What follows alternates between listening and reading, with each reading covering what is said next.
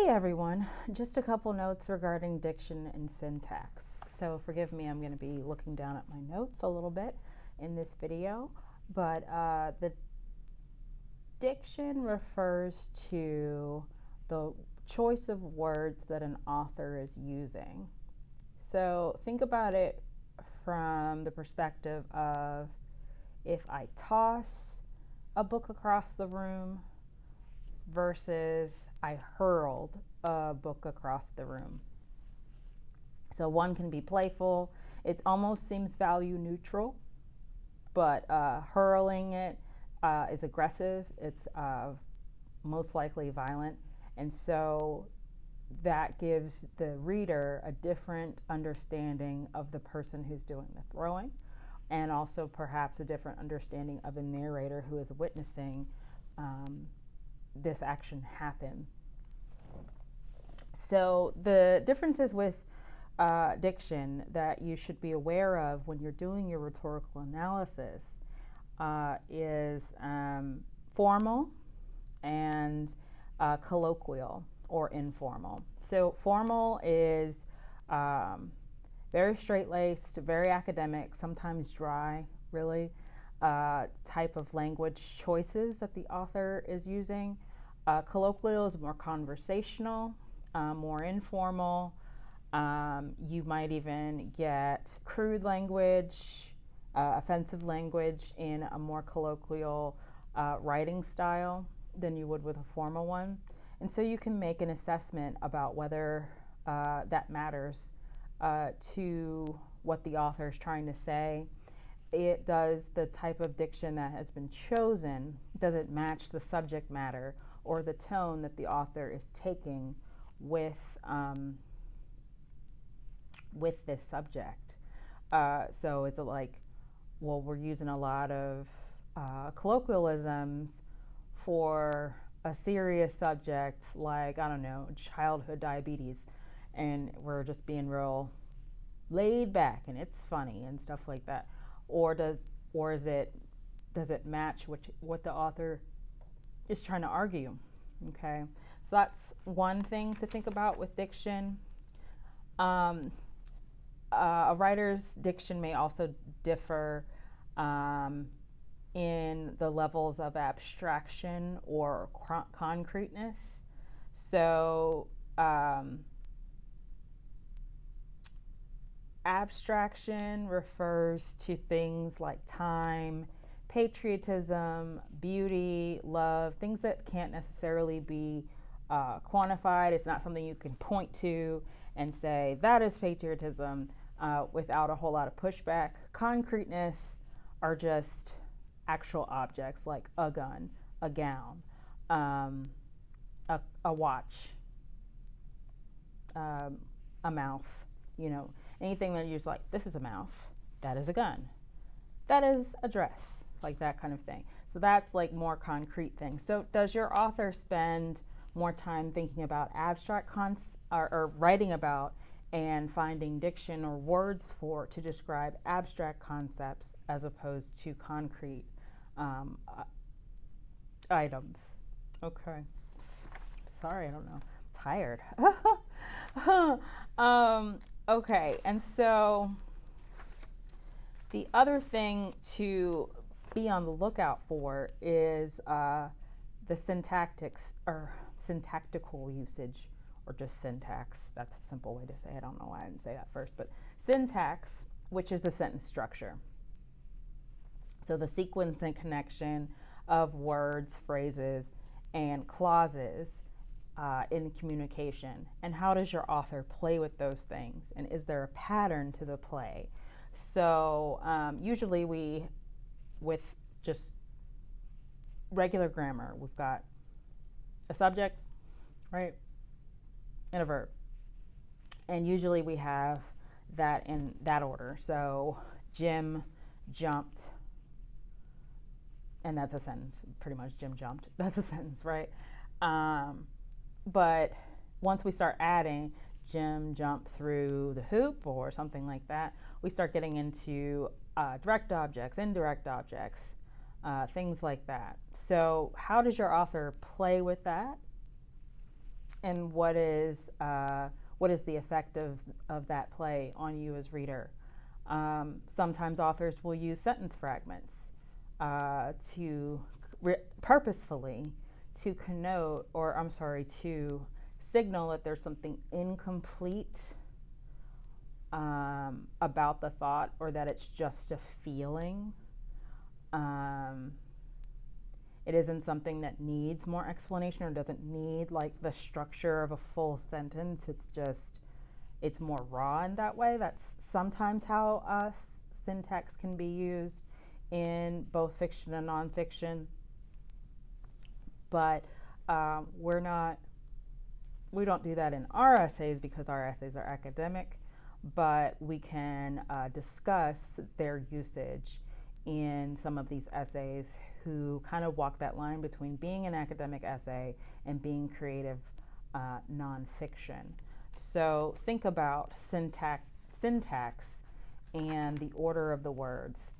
The best way to think about syntax is really like Yoda, really, from Star Wars. And he had a very specific syntactical order that he deployed in pretty much anything he said. So it was like, safe are you? Committed will you be? Like that kind of thing.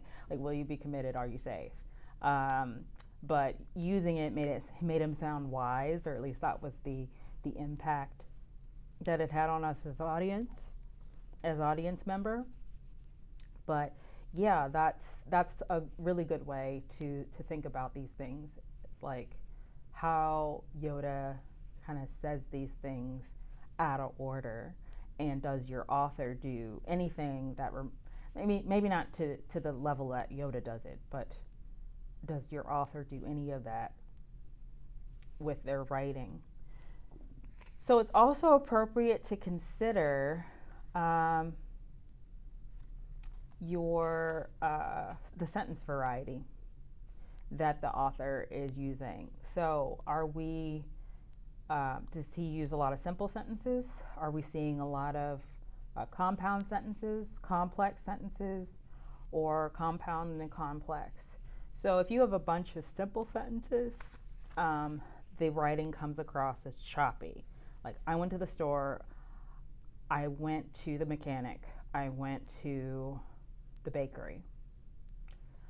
That's like da, ba, ba, ba, ba, and there's not really a smoothness to it. Now, depending on the subject matter and the tone that the author is taking at that particular moment, that might be completely appropriate to do that.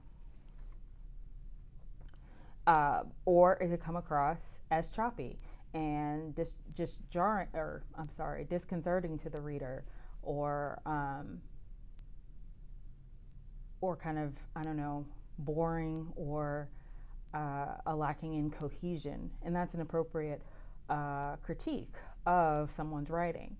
On the other hand, we have complex sentences that, like, on my way to the grocery store, I stopped by the mechanic. Now that is the independent clause alongside a dependent clause, and that gives a little bit more cohesion, smoothness to the writing, but perhaps there's too many of these, or they're trying to do too much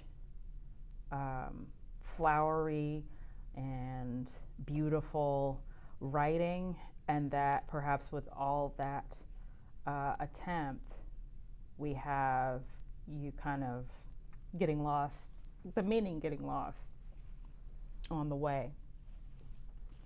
So these are really important things to think about when you're doing a rhetorical analysis. So think about, why did the author choose the words that he did? For example, in the Kendi essay, it's the recurring motif of the nightmare, okay, and the recurring motif of death. So there's a lot of language that refers to nightmares and to death in it. So he has several sections, or at least two sections, that focus on the soul. And so that being paired up with death, because, we consider where the soul goes after death. And so for him to be talking about the deaths of a lot of people in the essay, it's interesting and appropriate, at least in my opinion of the essay, to use words like soul and other motifs like that. There's also the repetition of nightmare versus dream. And so the American dream, that's an allusion to the, what is it, 2.5 kids, house with a picket fence, station wagon, and vacation every year. That's a part of what we've all been taught is the American dream.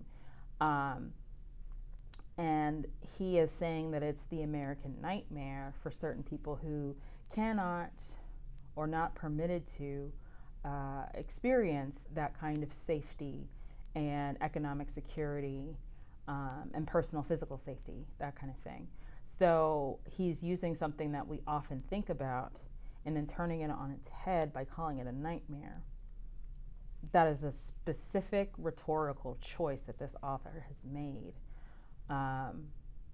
He regularly quotes from other sources that are at the kind of at the foundation of some of these racial ideas that we still hold 100 or so years later. So he quotes I think it's Hammond again and again, but he quotes them and then he pulls out a piece, a word choice that this pseudoscientist used, and or pseudo-statistician, I'm not really sure what his alleged field was, but he took out the word extinct and he played that into death, and that if something is extinct, it's not just that that thing is dying, it's like that whole group is dying or has died and no longer exists. So that's continuing in that particular word choice. He's like keeps finding and using language that keeps us thinking about death and dying and ceasing to exist. And then he brings up people who have died of COVID-19, of police brutality, and all of that is a diction, is a word choice. So there are examples, sure, absolutely. He's using concrete examples to come up with, to kind of quantify or kind of ground abstract concepts. But it's like we have extinction, death, dying, extinction, death, dying, shootings, health crises, extinction, death, dying, that kind of thing keeps coming out. And that's a diction choice. So it's word choice. And so I think that, well, I guess it's about 13 minutes. So I'll stop here. Let me know if you have questions regarding syntax or diction. But you should devote considerable time in your essays to maybe not as much on diction, like that might only get you one paragraph, it might only get you 2 sentences, it depends. But diction, word choice, absolutely, lots of time on that. So like maybe two paragraphs could just be on the word choices that you notice, okay? So let me know if you have any questions. I'm available via email, phone, etc. And I'll talk to y'all soon.